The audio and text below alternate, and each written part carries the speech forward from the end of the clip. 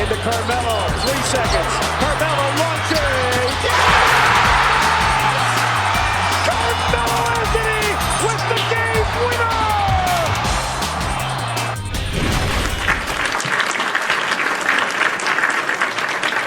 winner! Welcome back to another episode of the Clipboard. Your host, Coach Chuck. I got my co-host. Yeah, it's T-Rob, a.k.a. Coach Rel in the building. And we got a special guest with us today. Should I gas him up or should I just introduce him regular? You got to gas him up. That's our first guest. All right. We got a very, very special guest. He's inducted into the Hall of Fame at Caldwell University. He's the director of Zoo Crew Basketball. He's a scout for Get Me Recruited in the Eastern region. And he's also the head coach at Central High School. My guy, OG, Shawn McCray. How you doing? What's good? Not much, man. What's going on? Season about to start. You ready? I'm ready, man. I live for the high school season, man. Oh, yes. I know you're ready, man. A lot of people been coming at you, man. That list you made. I mean, you know, just going to make the kids play harder. That's how I look. You know, it's competition, and you know, we need to bring that back to the city of Newark, you know, and then it humbles a lot of kids, too, because some of them think they're better than what they really are. See, me, I'm a big fan of lists. So I don't know if you saw the list that we put up for Essex County players. For the summer, for Pro-Am people. Well, we put it up, it was me, T-Rob, and Yvonne Raymond. And people was coming at us crazy. Boo. Well, yeah, I posted that. It was on Yvonne's platform. I'm going to show you right afterwards. Right. Yeah, he posted on his YouTube and IG page. Yeah, we had some Zoo Crew members in there. I even did the Zoo Crew clap. I even did it. So. Yeah, we had quite a few Zoo Crew players. Oh, man. All right, so high school season start. When the tryouts is November 25th, Monday. How you feeling about the team? How y'all looking? Small, but I'm confident with my guys. You know, I'm a guard guy. You know, I love my guards as long as they can handle the ball. Pretty much let my kids play their game. You know, I don't try to control anybody. But, you know, at some point we got to run something, you know, that I might want to run. But I feel good about my squad, man. We've been playing well spring, summer, fall ball. So, you know, we done played a whole lot of games, man. Well, you know, me, I've known you for a while now. I've known you since I was a kid playing. So same thing with Coach Rel. Yep. Some people who may not know you, they don't know what Zoo Crew is or what it's all about. So can we talk about how that got started and then how it transformed into basketball, like a safe haven for kids? Great question, man. That's a great question because there's a lot of misconceptions about, you know, the start of the Zoo Crew. It was actually started in 1991. You know, we was a community-based group, and some guys were throwing parties, and, you know, they was renting out Skate 22, having parties downtown at Sensations and things like that. So they just wanted to come up with a name because we had a following with the youth between the ages of like 21 to 25. Okay. And, you know, somebody said, let's call ourselves the Zoo Crew. You know, the police consider us animals, and we're on this one block, seeing like we locked in a cage. So that's how the name was formed. And, you know, people were doing what they was doing as far as being in the streets, and then, you know, people were arrested, and then they tagged the name to a drug gang, which it wasn't. You know, we was a bunch of guys that grew up together. Most of us came from Hayes Home Projects, and when they closed the projects, they moved us on Chadwick. So, you know, and it was funny because a lot of us was still living in the same neighborhood coming from the project. So we grew up as kids. We knew each other since we was like 5, 6 years old, and we formed a group, man, you know what I'm saying? And it grew, and, you know, we was like community activists at the same time. But at the age of 21, 22, you know, we out there protesting against the police and things like that. So that didn't sit well with a lot of people. So, you know, they arrested some guys and said we was a drug gang. And, you know, yeah, some people was selling drugs, but not everybody. And they locked up 34 people, and there was only 5 people that was actually members of the Zoo Crew. So, you know, and then I just took it from there. You know, the wave missed me, and I had to wake up and say, like, you know, that ain't the route I want to be. You know, I don't want to be incarcerated doing X amount of years for, you know, for something that we thought was fun at the time, you know what I'm saying, getting a little money. And I just flipped it and started doing basketball. I was doing basketball anyway at the time, and I just flipped it and made it a little bit more organized. And, you know, we still doing it 23 years later because I started the basketball program in '96. So we still doing it. Nice. What I wanted to know is, you know, I know Zoo Crew been around, like you said, 23 years. Can you pinpoint any particular moment that you feel like was like the highlight of the program? Yeah. I mean, the first time we played in Gauchos, you know, at that time, Gauchos was like Yeah. everybody wanted to play in Gauchos, and you know, I had a real good team at that time. I had Davon Giles, I had Roddy Tutler, Okay. Dez played on that team, Desmond Sanders, Naeem Shiggs, both of them rest in peace. And we went over there and we balled out, man. We won the championship.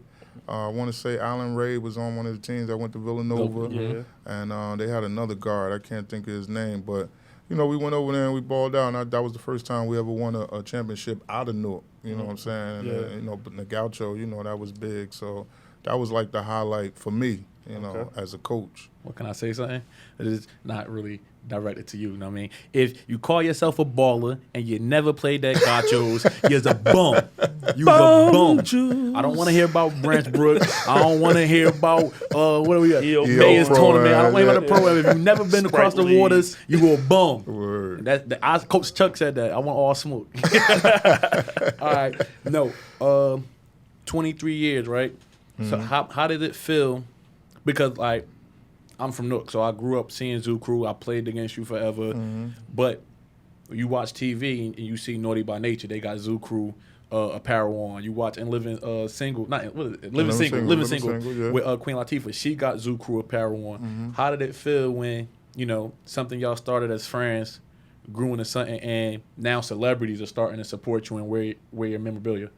I mean, it was a good look. You know, a friend of mine, Lamar, they was into the music industry at that time when Queen Latifah actually wore the shirt on her show. He was real good friends with her manager, Shakim. And, you know, we got her to put the shirt on, and it was like, wow, Queen Latifah had the shirt on the show. And, you know, we was outside like, you know, that's big. Like, you know, coming from Newark, you know, a bunch of guys that just came from the projects, and you have people of stature, you know, wearing your stuff.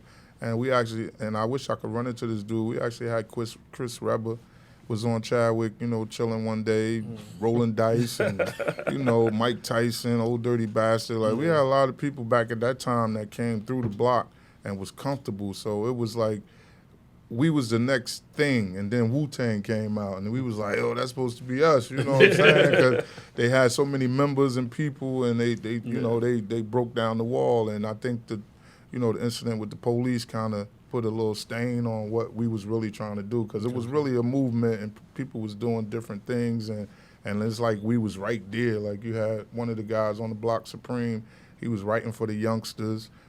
He was dating, what's my man name?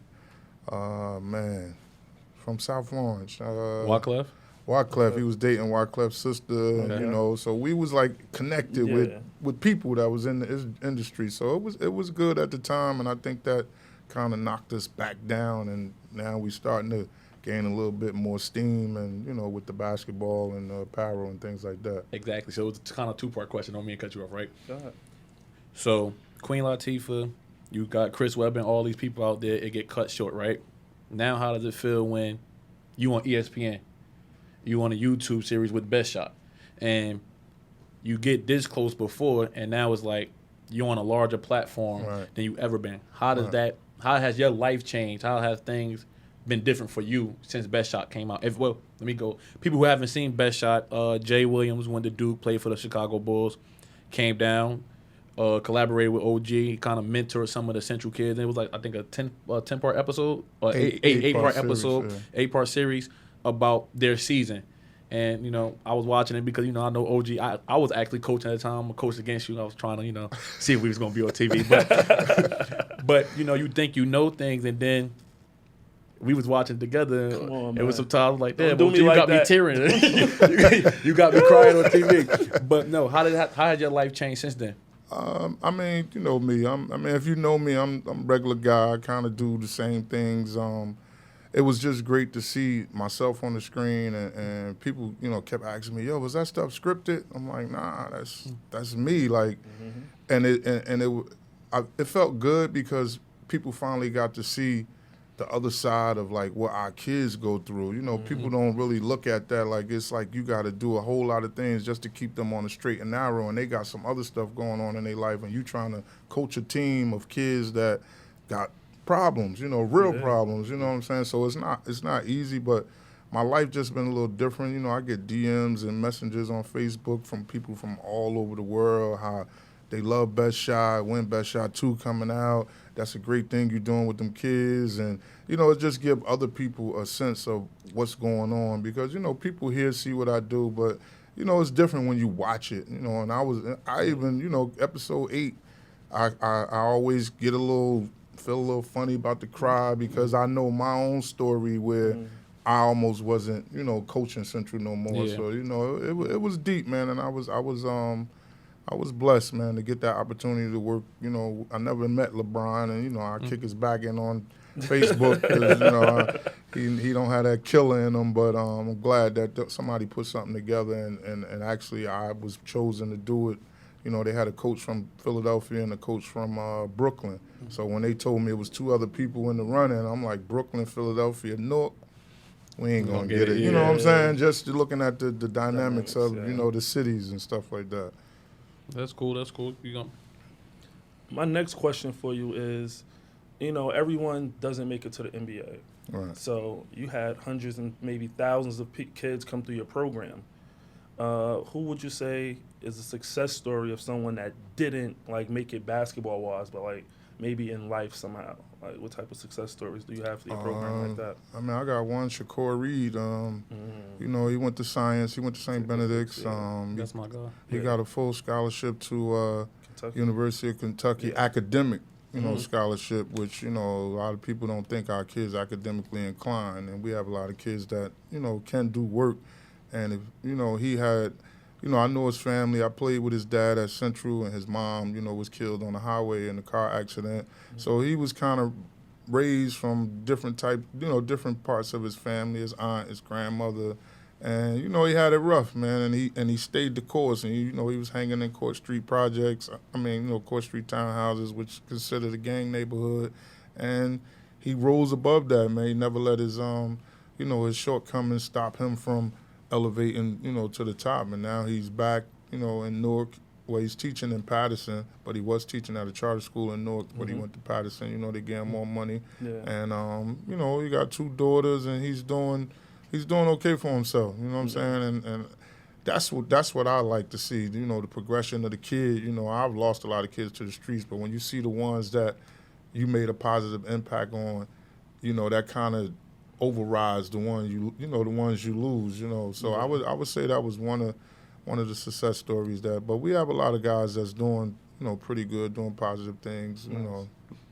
When I first started coaching, because my whole thing, I like to help people. I like to help. Right. So my father said, hey, if you're going to coach, just realize you can't save everybody. Right.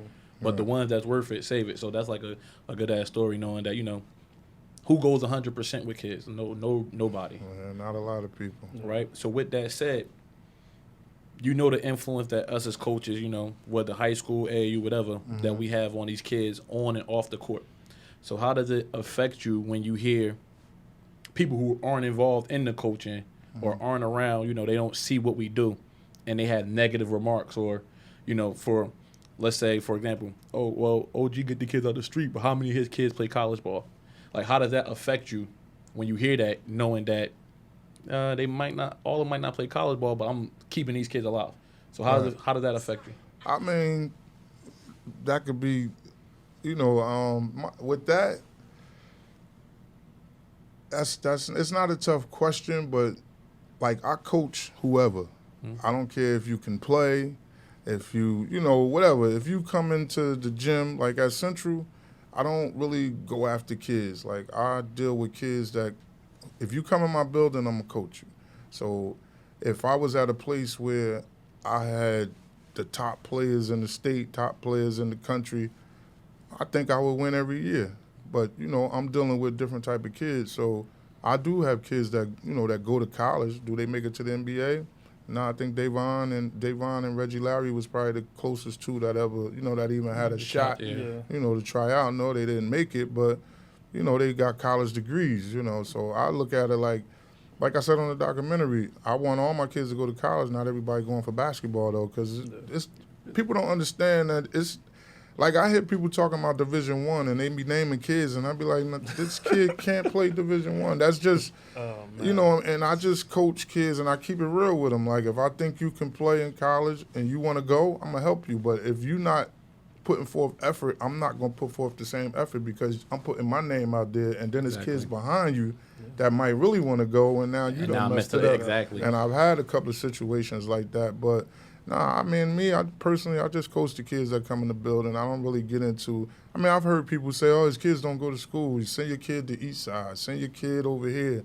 But I mean, all their kids don't go to school either. See, and I'm trying to get as mild-mannered as you, because I coach at Payne Tech. You know that. The listeners might not know that. And they would say, oh, whatever they would say about, you know, me, Coach Brad, or whatever.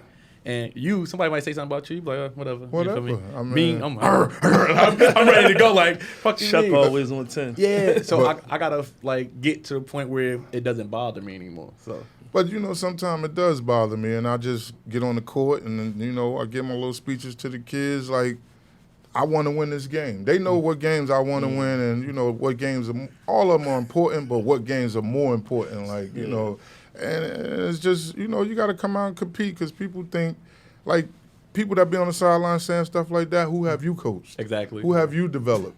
You know what I'm saying? Who have you put in college that you actually saw the growth while you were working with them? You know what I'm saying? A lot of these guys get people that already know how to play.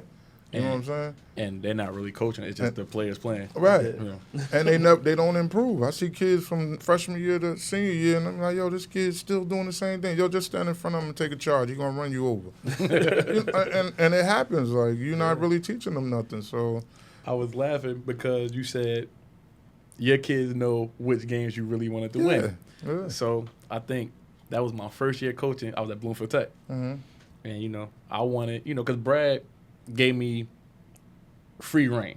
Right. So I ran a lot of the practices. He let me put a lot of my play. He let me put a big stamp of me onto the program. Right. So when I came, I'm like, damn, there's a couple coaches I gotta beat. I gotta beat OG. He a legend. All right. So Ramir gets hurt though. That was our best player. Right. So I'm like, I gotta get the troops ready to play Zook. Because now we playing at Central. Right. So if you're not from Newark, is different like environment. So you can come to Bloomfield Tech and play and you feel safe and it's normal. But you go to Central, you go to East Side, you go to West Side, those environments are totally different. Right. So I'm trying to get them riled up. I said, yo, man, fuck Central. Fuck that. I hate that Zoo Crew clap. I hate that shit. We're going to come out, we're going to beat their ass. We started off good, dude. The crowd got a little ramp. I think we wound up losing by like 15, but that was funny because, you know, some coaches, they may just, their goal might be just to win. Or their goal might, I got to let this player do whatever the case may be. But you hear other coaches say, nah, it's some games that we get up for that's a little bit different. And I'm never one to bite my Central was one. Right. West Side was one, and East Side was one because y'all was up here. Y'all had the recognition. So that was funny. See, for me, with coaching games like that, a lot of times it was because, like, a kid might lose my program, might leave my program. So for me, a lot of my coaching experiences with AAU. So where I'm at out in Morris County, a lot of the kids, they might see a nice jersey. They're like, oh, I want to play for that program. Or it might be a certain kid on this team. I want to go play with him. So a lot of kids leave our program. So anytime we see them, that's when I'm like, hey, y'all know what time it is. Y'all know what time it is. He wanted to leave. We are no mercy. Right. Press the whole game. I don't care. So, right, with that being said, let me ask you. You've been around a long time. In the 90s, it was a sense of loyalty with basketball. That loyalty is kind of gone. It's gone. So how do you feel about kids transferring because I want to play with my friend, or I grew up with him, I want to play with him, where before it was like, all right, we cool off the court. Right. On the court, I'm going to kick your ass. That's my cousin. We had wars. We done been about to fight. Yes. So how do you feel like now that is, I don't want to say softer, but it's going softer? Like, I think kids give other kids too much respect. Like, you know what I'm saying? Like, you get on the court with them and I see kids that fear other kids. I'm gonna just go back to when Booby and Fatman and them was playing in Newark. Science off. Kids were scared. Even University with Newt. They were scared already. They get on the court, they scared of these dudes. And it's like, how you scared of somebody like... That's your age. Yeah, and he getting all the recognition. You supposed to be ready to play this dude, man. Like, I hate kids that are afraid. Like, what are you scared of? Like, Or this was my biggest gripe. Because I get it. Some kids, they ain't never played against that level of competition. All right, well, to me, when I saw you was a little scared, all right, he ain't really got it in him. Right. But I dislike the kids who, you 17, but you showing me YouTube highlights of somebody that's 16, and you saying, yo, I want to be Noah Farrakhan. Yeah, He's a that's sophomore at IMG. You a senior. Why are you even? How are you saying you want to be like this That's man? crazy, man. So it's crazy to me. But my last question before we go into the next part of the series, right? Dream scenario. A public school in New Jersey hasn't won the championship since Camden, I believe, right? Yeah, Camden was the last one. Camden. TLC. Central makes it to the TOC championship, but you got a long coaching tree. People who played under you and coached under you, now they're going on to be head coaches. right. One of them teams make the championship. Which one of your coaches you think will give you the most trouble head-to-head matchup from your coach? See, I like to start trouble. Man, honestly, Tyson. Because, he on my staff now, but don't nobody work harder than him. He break down film. I'll be like, Tyson, it's a game in South Jersey. You want to go? And like he wants to see everybody. He wants to break down film. He wants to watch film with the kids. Like, he wants to do drills of like things we need to do in the next game. Like, not the same repetition stuff we do in practice. Like, we about to play such and such. We got to do this. He works hard, man. I think he would be like somebody I would love to coach against. You know what I'm saying? Just because he goes so hard. And he makes me successful. You know what I mean? I think we seen that on Best Shot where y'all was about to play. I can't remember the name of the school, but it was in the at the rack, and he was telling DN Haddonfield, yeah, and he told DN that he was guarding a big white boy. He said he gonna put that shit on your head. He gonna dunk on you. Right. And he started talking about the other kid who was a 1,000-point scorer as a junior, and he was like, "Oh, I took up to that because that's exactly what I do, or what I did at Payne Tech. So I'm like, all right, Tyson on his shit. So that's dope, right? But I'm like that too. We play St. Pat's, and he's like, yeah, we play St. Pat's. I said, all right, well, y'all seen the kid? What's it, Kamunga? We played him last year. Right. I watched his highlights. I said all he do is dunk. They like, yeah, that's what he do. All right, so who gonna stop him from getting to the basket? Like, if that's what he do, because I ain't see him do nothing else. He had a little couple of jump shots, but they like, oh, I got him. So I just want to see where you at. When that's our third game. I ain't even talking about the first two games, but that's a game that you got to play. If you ain't gonna play, they're gonna run you out of your own gym. Can I get spicy real quick? Yeah, get spicy. Go for it. Zarek Netta, one of the stars of Big Shot. He leaves. He goes to St. Benedict. I don't think y'all didn't play them last year, did y'all? We were supposed to. And it didn't happen, right? I said, nah, I'm not. You just stole one of my players, and you want us to come play you? Nah, I'm not doing that. Like, you just totally disrespected me because you did it during the game, not even after the season over. So I took that as disrespect, like, because we playing you. I'm playing you for a reason, like to show my kids these are the kids that you gotta face, and this is the level of basketball that's out there. That's the level you want to play on. So I always get a game like that just to show them. Like, I played Bergen Catholic that same year, So it's like, all right, we gonna play. We're gonna win or we gonna lose, but we gonna play to learn a lesson. You know what I'm saying? Not to embarrass you, but So I mean, he left and he thought the grass was green on the other side, and he got there and. That's the basketball that's going on. Like, if you ain't gonna do what we want you to do, then you gotta go. See, now I know how I coach. Even if I can love the kid to death, just like you said, if we play that kid, we on your ass. You know what time it is. So we played them. Third game of the season at Central, right before Christmas. Like, what y'all gonna do? Because I know he gonna want to come in here. Because if I was on the other team, I would want to come in. What y'all gonna do? Y'all gonna let him come in here and do what he want? Y'all gonna let Noah come in here and do what he want? Like, that's up to y'all. Like, I'm a coach, but y'all gotta play. Can we get comp tickets to the game? Why you think it's gonna be sold out? Definitely gonna be sold out. I seen Central versus East Side. I seen Central versus West Side, and the game. If you from Jersey, usually freshman 4 o'clock, JV Right. 5:30, varsity 7. We had to get there at 5:45. And I'm looking like shit.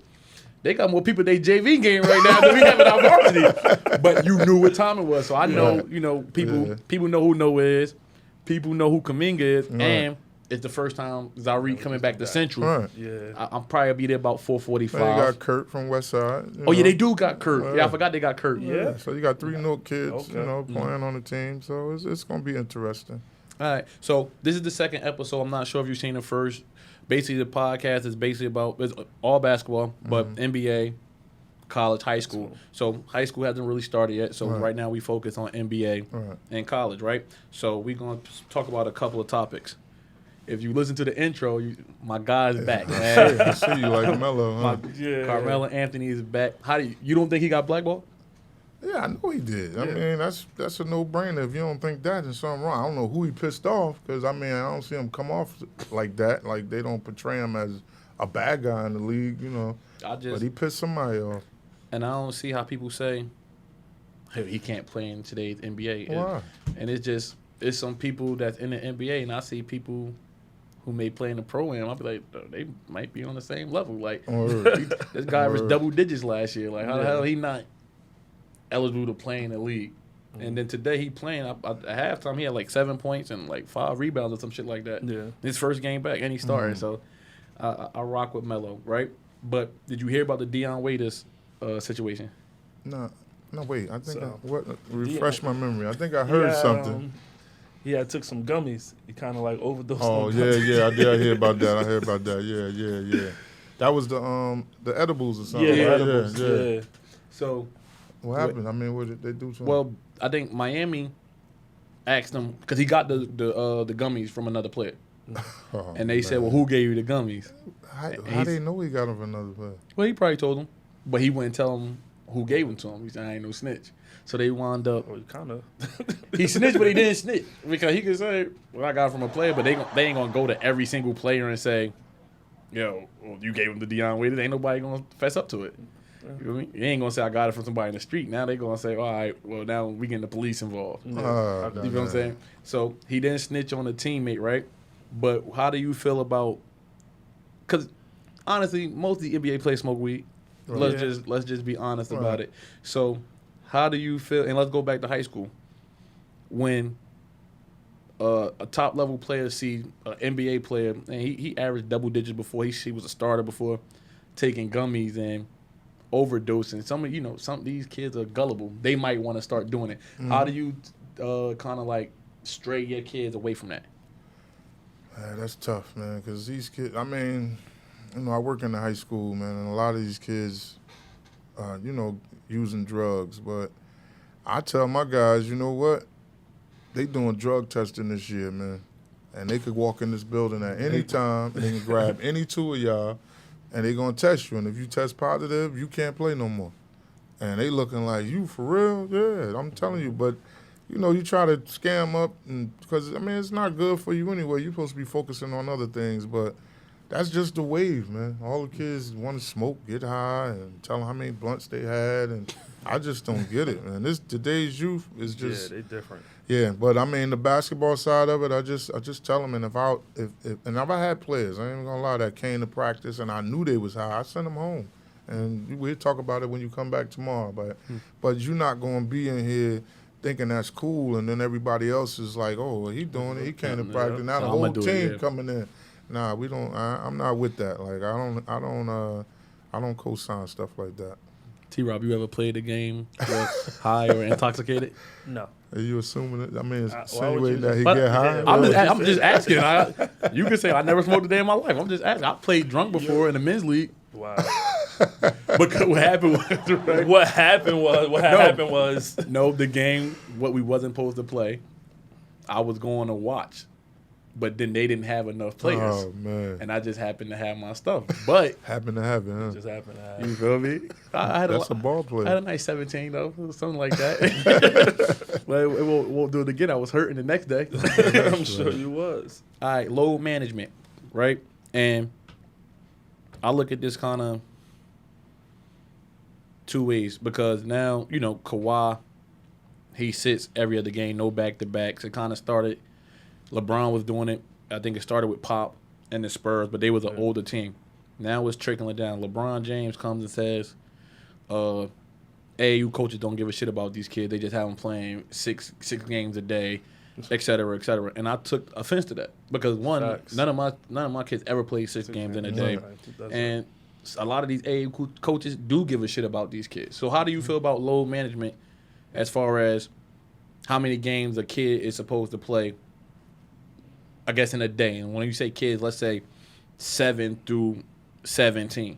They kids, man. I mean, long as they not going back to back, like 3 straight games, like that's just crazy. You wearing them out. But I've seen kids play back to back and then might take a game or 2 off and then play again. Like, they want to play.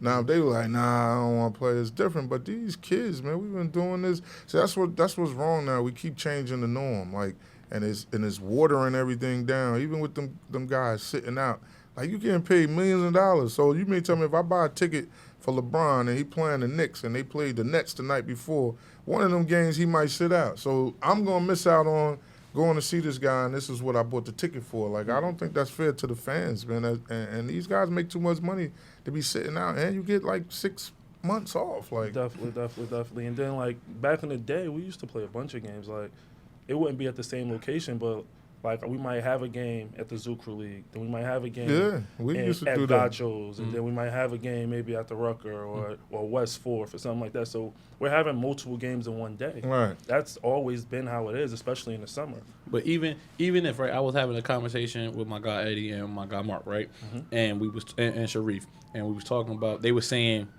how, you know, ACLs are like rubber bands. You keep using them. Let's say you stretch a rubber band and you keep stretching it. After a while, it's gonna pop. So that's what Eddie was saying. The more you play, the more susceptible your knee is. And I'm thinking, like, back in the day, we would play outside for hours. All day. Hours. And then you rarely heard about NBA players tearing their ACL like that. Not up until, like, I mean, you heard it, but it wasn't as frequent as it is now. And to me, I think it's more so because these kids' bodies are changing. They're just way more athletic because there's no 2 bodies the same. Like, my knees aren't the same as your knees and yours, Paul's, right? So I just think, like, LeBron James is a freak of nature. When was the first time you seen somebody 6'9", probably ran a 4.3 and had like a 42-inch vertical? Never. He was probably the first one. But Karl Malone was 6'9", he was blocky as hell, but he ain't tear his ACL till he was 40-something. Right. Yeah. You know what I mean? These kids are doing it at 25. They're jumping out the gym. They trying to do all crazy ass. We ain't do no Euro steps when we was coming. Yeah. They doing all awkward movements. I think it's more so the way they play basketball. Yeah, like, I don't think it's because they play too much. They play 82 games in a span of October to April. What's that? 7 months? October to May. Well, that's if you make the playoffs, right? Make the playoffs, So 7 months. That's about 11 games a month. Wow. You mean to tell me you gotta sit out? I mean, if you hurt, all right, cool. Yeah. But when it's rest, like, come on, fam. I don't agree with it. And I ain't the biggest LeBron fan, so people say I'm only picking on him. I disagree. Right. I do too. I disagree with it. College, right? Michigan State, #1 to start the season. They take a L to Kentucky. Kentucky takes over #1. They lose to Evansville. So what that says to me is now, like, basketball right now is wide open. It's wide open. So best shot went to Duke. You're not a Duke fan, though, right? Louisville. We're number 4. Number 4, right?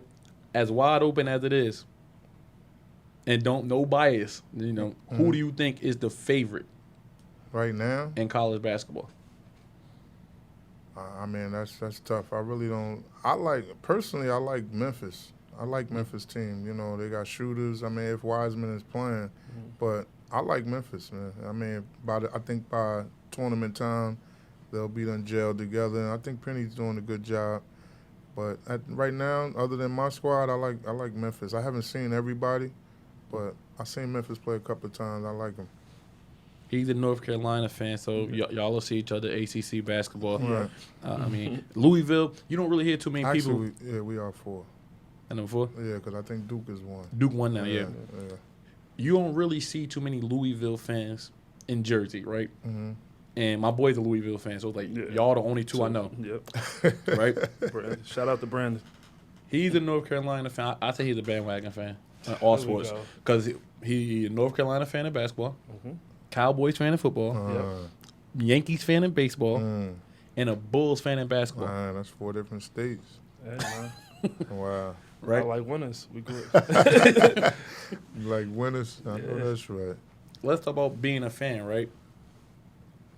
Nowadays, I'm seeing people change teams, and if they team doing bad, oh nah, fuck that. I'm going with this person. Or they're a player fan. They turned into player fans. They're not a team fan. Was it like I'm a that fan of with you LeBron. growing up? Nah, I mean, when I grew up, no, it was Philly, Lakers, Boston.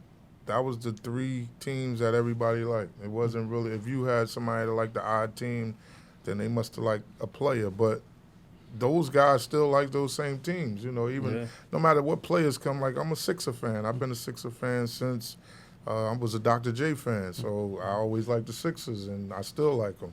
I root for other teams, but if my team is in it, I root for my team, See, I was a Kobe fan. I'm a Nets fan. All my teams are local teams. Every New Jersey or New York, right? I was a Kobe fan. My favorite player in the league. But the Nets was in the playoffs. The Nets going to the championship. That's how I'm feeling. Right. What? Go ahead, man. You in the Nets. Trash.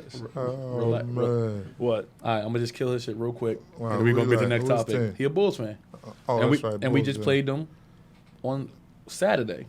I think No Kyrie Irving. Right. Yeah, I beat No, them. without our digits, I think. top 2 leading scorers. Get them the fuck out of here. You know what I mean? Talk about some Kobe White. Oh, man. That's how I felt watching y'all talent. Oh, man. You mentioned James Wiseman, right? Mm-hmm. How do you feel about the NCAA trying to make him ineligible because Penny loaned him his family money back in the day to help them move? My thing was how y'all know? I don't be understanding how you know that Penny gave his parents $11,000 2 years ago when he was a high school coach or AAU coach. How y'all know that? They said it was when he was in 8th grade, though, right? No, actually, junior year, I think, they or something said, like that. I think Wiseman started playing for Penny in 8th grade, I believe, but he loaned the money 2 years ago to move closer to Memphis or something like that. But I mean, with that, they think Penny already has money, so he's not doing it to gain something from him. If he does go to the NBA, the guy already successful. He played in the league, and Penny wasn't even coaching college basketball 2 right years ago at the time. So why can't But they said he was a booster because he Memphis he alum. went to Memphis. So he didn't graduate. So he's not alumni really. What do you think about the NCAA and when it comes to things like that? Because it was a story, and I don't even know the kid's name. It's a couple years ago. He was a kicker at some school in Florida, a Division I school, and he started a YouTube channel for something off football. Let's just say fucking cooking. I don't remember exactly what it was, but let's just say cooking. He started a cooking channel on YouTube. The shit took off. He started getting hits, blah blah blah, and he started getting paid. And they said, "Hey fam, like, take that shit down, or you can't play no more." How do you feel about the NCAA That's crazy. dealing with kids' eligibility for like a lot of stuff that's out of their control? Like, if Seton Hall, that's my team, and you the top player in New Jersey, and I'll say, listen, like, that's your pops, and I say, hey, yo, we want your son to come. I'm gonna give you $250,000, but shh. And they find out. How's that his fault? Right? Why the kids? Why the kid gotta suffer? Right. And then it's like, but they really have nowhere else to go. The one and done. You can't go straight to the league out of high school. Right. Everybody ain't good enough to go overseas. So what you think is another way to get around shit like that? They gotta pay these kids, man. They making millions, billions of dollars off these kids. I remember reading the 5-5 when Chris Webber and them was at Michigan, and he was in Burger King and he ordered whatever. His food came to more than much money he had in his pocket. Yeah. So he had to put something back. He walks out of Burger King. He in the mall. He see his Michigan jersey hanging in Foot Locker or something for $60. But he ain't getting no money off that, and he just had to put some money back because he couldn't get all his food that he wanted. Like, I think that's just crazy. They say you're giving them a scholarship. Okay, you're giving them a scholarship. how much is the university making? Let's compare that scholarship to the To- amount of money that I'm bringing in, and I'm the star. You know what I'm saying? So I think they should. I mean, I know they get something. They get a little money, but they ain't getting much as they should be getting. You know, now they're gonna pay them for their likeness. I think that's good, but they should be making money, man. Nike, all these sneaker companies making money off these kids. These coaches getting $5 million contracts off these kids. You know what I mean? Some of them can't coach, but if you don't get certain kids, you probably not. No matter gonna how win. good you coach. Right? No matter how good you coach, you know. But now this is why I always thought college kids wouldn't get paid, and maybe I'm just not in the know, right? But if a kid goes to Kentucky for basketball and a kid goes to Morehead State for basketball, those schools don't generate the same type of income. Right. Kentucky's on ESPN probably 15. Matter of fact, SEC got their own channel, so they probably on there 20 times a year. Morehead State might be on there twice on some late night ESPN Plus, right? Yeah. Do they get paid similarly? Nah, you can't. But then how does that affect that kid that's saying, well, damn, I'm putting in just as much work as this kid? But you at the wrong school then, I guess. You got to It's go. about But money then you might generate. can't play at Kentucky if you're at Morehead State. Do D2 kids get paid?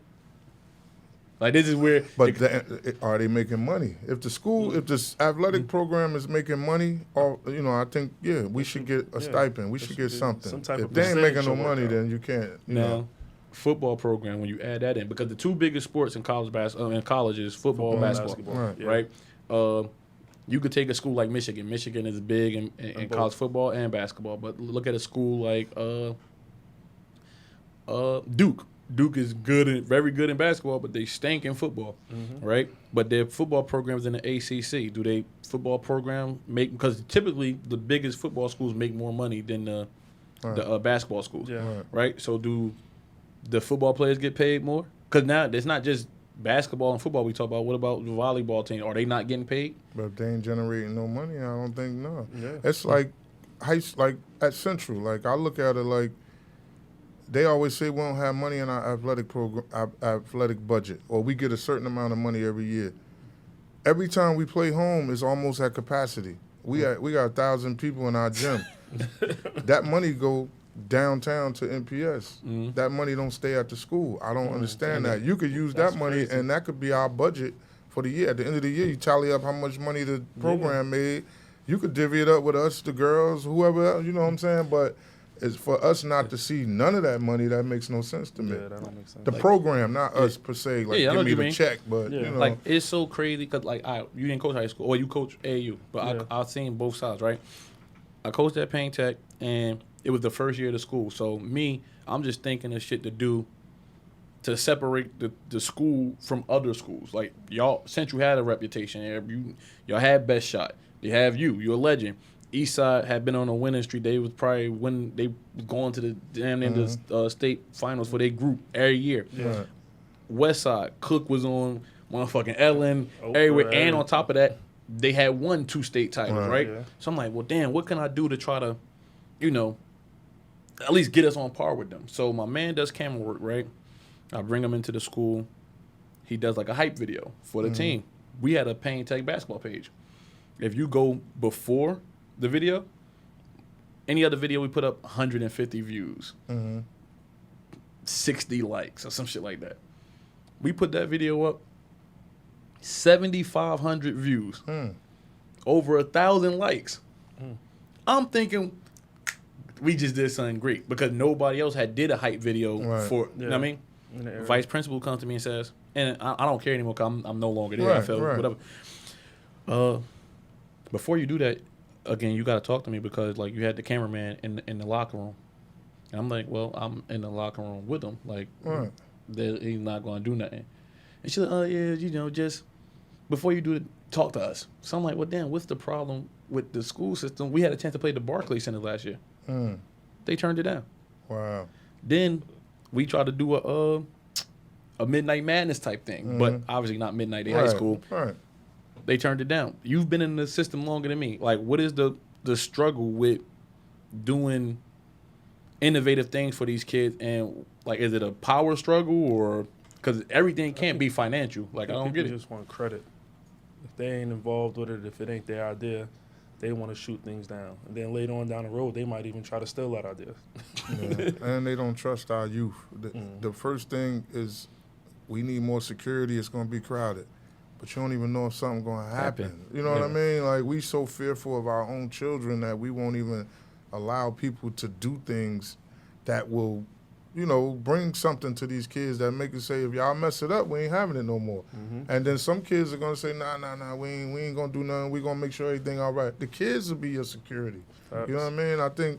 I think it's more so what he said as well. It's like if they don't have their stamp on it, nah. And then if they don't vibe with you, they definitely ain't letting you do nothing. And my thing was like, just like you said, Tyson did so much with you. I was doing so much for Brad, and I just don't think they rocked with the team. Like, they just didn't like the basketball program. Well, like, that's how it be sometimes. OG, we went to the sectional championship the last year for Bloomfield Tech, right? We won our sectional. We was going to face Cresskill for North Jersey championship. Right. We didn't have a fan bus to the game. That's crazy. We didn't have a fan bus, so we played Cresskill. You came to the game. Yeah. They 3 fan buses deep. They chanting our players' names, and all we got is like maybe 20 parents in the crowd. Crazy. And I'm just like, damn, that's crazy when you compare other areas. And then Essex County, I think we got the best county in basketball. Yeah. But our schools can't even get the support of the school system. Right. That is crazy to me. Right. But now I got to come at you, though, man, because talk about this list, man. I knew it was coming. I knew it was coming, man. But I DM'd him, so we talked about it, and he put the top 10 list. I think it was first top 10, then top 20. Yeah. And I'm looking like, damn, I see Central, I see East Side. Where Payne Tech at? I think Danny. This was my only gripe because a lot of them kids I didn't see. Like, I didn't see Eagle Charters or Eagle Academy, so I didn't see a lot of their kids. Right. I don't know what they got coming back. We didn't play week way, so I don't know what they got, right? But I think Danny, and you know, we all got different vibes. But Danny, like Riviere, he goes to Payne Tech, and Zaire Jefferson, and you gave me a good response. We had a senior heavy team, so a lot of people may not have seen exactly what they could do. Okay. Because, you know, we had Galloway, we had Kayan, we had Jay, and they would score a lot.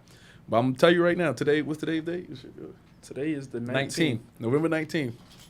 By the end of the season, Danny should be a top 10 player. No, I think he's like 14 or 15th now because I went to EKB and he balled up. Like, and that's what I told people is like, it's preseason. I haven't seen everybody. I'm just going off the kids that I know that was focal point of their teams last year that's coming back, and kids that I saw this summer.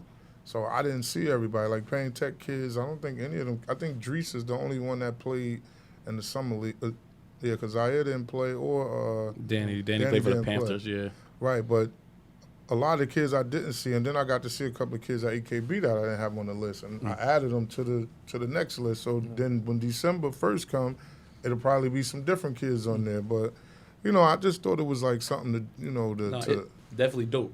It's definitely, like me, and I could disagree with the list, and he'll tell you I debate everything. Right. I debate. And ain't nothing wrong with a good debate, man. And that's why I love lists, because what it does is, you said it in the beginning, it brings attention to our kids. Right. Just like when we did the top 10 list, people was coming at us, but then when they played each other in the program, they was going at each other next. Yep. And that's what you want. And that's exactly what you want. That's what you want. Stop respecting people. Now he ranked higher than you. Yep. What you gonna do? Yep. You gonna let him stay there, or you gonna jump on him, and now you jump over him, or whatever. You know what I'm saying? So it's like, you know, I had kids DMing me. Why I ain't on the list? I ain't on the list. What school you go to? You know, I click on their thing, and I'm like, I don't even know this kid. I said, what school you go to? I go to Barringer. What you play? I was on the freshman team. Yo, bro, you not gonna make it. He said his freshman. No, he said his. No, he was a sophomore. He said his sophomore in there that was on freshman last year. I said, but they were on varsity benches.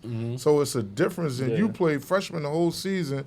These kids might have played freshman with you, but they also played JV and varsity. Yeah. You know what I'm saying? Now they get their time to come because most likely they're going to be on varsity because they were on the team. But and I tell kids don't understand reality of things. Like, and don't make the list not stop you from doing what you do. Like, go work on your game, and you know if you good enough, you'll be there. I could be wrong. I'm not. You know what I'm saying? I'm not the guru, but you know what I'm saying? It's just But OG, and you then gotta people sit- understand though, man. You OG, so when you say Right. certain things, people take it like, "Damn, that's coming from OG."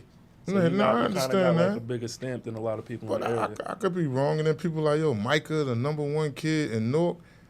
I said, tell me somebody else. Yeah. He the only one that's committed to a Division I school right now. And now he going to Monmouth. I ain't taking nothing away from Monmouth. He got a scholarship.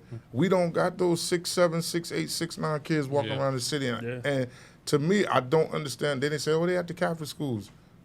Who? Tell me who 6'8", 6'9" Now, at Catholic school. well, I don't know nobody. Well, maybe Supreme, but no, Supreme went. I don't know where Supreme. He went to Essex Catholic. I mean, yeah, he was from East Orange though. And then he went to Benedict's. Benedict's, and now he's at another prep school. Yeah, I don't know where he at though. You put Mike at #1. I disagree. But he's not in Essex County no more. So maybe that's why. Who's that? I will take Kirk.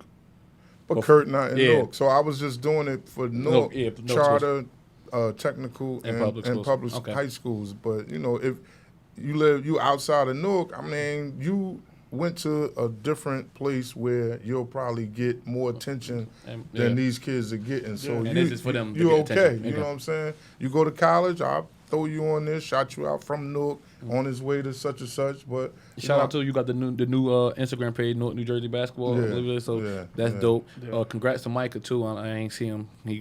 I didn't think he was a Division I player. I didn't think he was gonna go Division I. Just to be honest, I thought he'd be a high D2 kid. And I he thought got his athleticism, but you know now it's like, what position does he play? that. in And that was my college? gripe. I didn't know Right. what he was because Right. in high school he played the 4, sometimes Right. the 3, but he only 6'3". So he's not gonna play the 3-4 at Monmouth. He got to be. He He gotta has be to a be a 2. guard. Yeah. Yeah, he has to be. But you know, he wanted it. He got it, and now Right. let's work on his game. And Right. he from Essex County. We gonna support. Right. Right. But let's get the list right. It's not even a list. Is Cole Anthony the best player in college basketball right now? I like what he's doing. Yeah, I I gotta mean, go so with it. far the first few games, I like him. Yep. I like him. Yeah, he's tough, man. He's tough. He got something to prove. You know what I'm saying? And He said, "I'm just not my daddy's child. Right. I really could play." but he can play though. He can. Yeah. He can play. 34 the first game, 20 the second, 28 the third. Like some big numbers to put up Yeah. as a freshman. As a He's not freshman, yeah. And then not only that, not just scoring. Like if you see his game, the he's actual leading. game, He's leading them. He's leading the team. He's getting everyone involved. He's doing a little bit of everything, not just scoring. I like Anthony Edwards. I still like Anthony Edwards. You know, I said that last week. Yeah. He What's from that? Georgia. He go to Georgia. He a Oh, I ain't freshman. seen Georgia. He a Okay. dog too. But I just think North Carolina. I think Cole Anthony because he's more of a point guard. Anthony Edwards a 2. Cole Anthony got the ball in his hand a lot more. He leading the team, directing the team like you said. Yeah, he really might be the best player as a freshman. Like last year, Zion was dominant, and we knew what it was. And I actually coached against Zion, so I seen it up close. But like Cole Anthony, I didn't think he was gonna come in and be as dominant as he is this early. I thought it would be he start off good, you know, and then pick up steam later. Nah, he 34 first game. I think he had a double-double. Yep, Yeah, double. he might be the best player in college basketball. I But told you that last week, but you thought I was being biased. yeah, it is biased. Wait, hold on. Don't disrespect my guy. Yo, shout out Miles Powell, man. My guy just yeah. had 37 Yeah, I points was on the at bad that ankle. game. I was there Oh. too. Yeah. 37 on the bad ankle. And if he Yeah. was healthy, we beat Michigan State.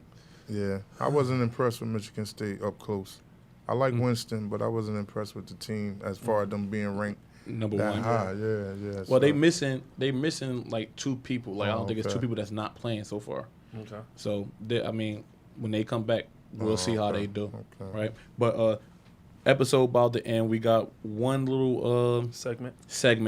I don't even know what to call it. Let's just say we'll just say wow performers, right? And when we think of a better name, we'll whatever, right? Yeah. So pretty much what it is college players. We don't want to dictate NBA. You know, whatever, they get a lot of attention. College players who, for the week or 2 that we wasn't recording, that perform outstandingly. So just like player of the week type thing. So who's your wow performer? Episode 2. I want to go with a little off the radar. I'm gonna go with Nate Pierre-Louis. He's over at Temple. 3 games, 3 double-doubles. All right, his first game, what he have? 16 and 10. Second game, 19 and 11. The last game, he just had 21 and 12. He's a local kid from Jersey. Played at Benedict's, Rosedale Catholic. You know, I just got to give him a nice shout out because, you know, a lot of people from Jersey don't really get that recognition at the college level. Once they're gone, it's kind of out of sight, out of mind. So I just want to give him a big shout out. Nate Pierre-Louise, keep doing your thing. You got your brother on the team over there too.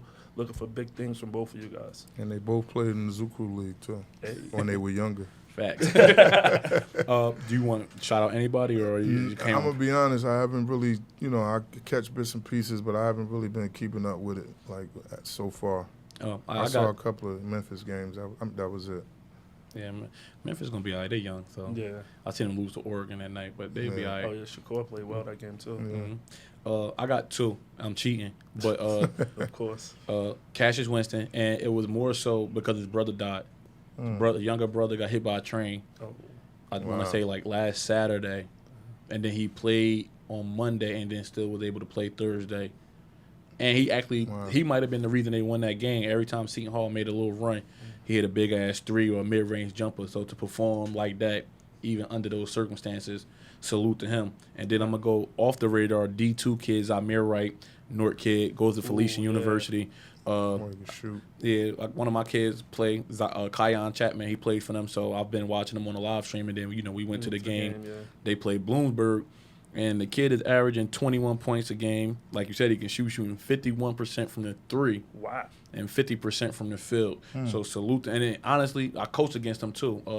Matter of fact, my first year when Ramir got hurt. Okay. And I was saying Ramir was better than him. I still think Ramir is better than him. And I thought he was good. But I didn't know he was 21 points per game good at, the college level. And shooting 50% from three.